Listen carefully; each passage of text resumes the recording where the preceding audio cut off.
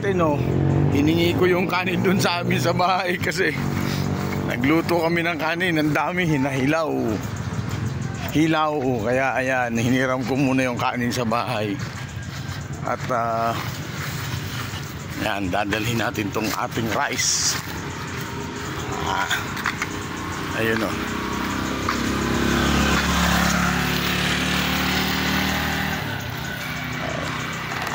Lakad-lakad lang tayo, lakad-lakad. Ang gaganda na ng mga okra ni Bayaw. Oh. You see it? Ito yung patol niya yung tataniman. Oh. Dati dito ako kumukuha ng kangkong. Oh. Yan. Oo. At wala. Oo. Okay. Yan o.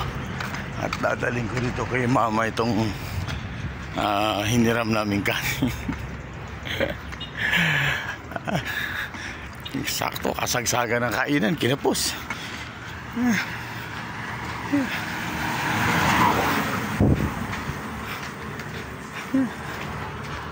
Ma, yung kanin, baka gutom na kayo.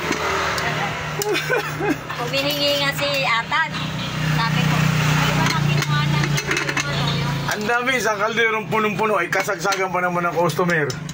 Hilaw, ay talaga. Dito na ako didiretso kasi marami pa akong hinuhugasan. Si Sweet kumain ha? Hindi pa, wala kayong kanin. Ayaw nga. Sweet! Kaliligo nga lang yan. Andiyan na yung rice snack, ha? Okay. At balik tayo ng kantin. Okay, bye. Yan, sa amin,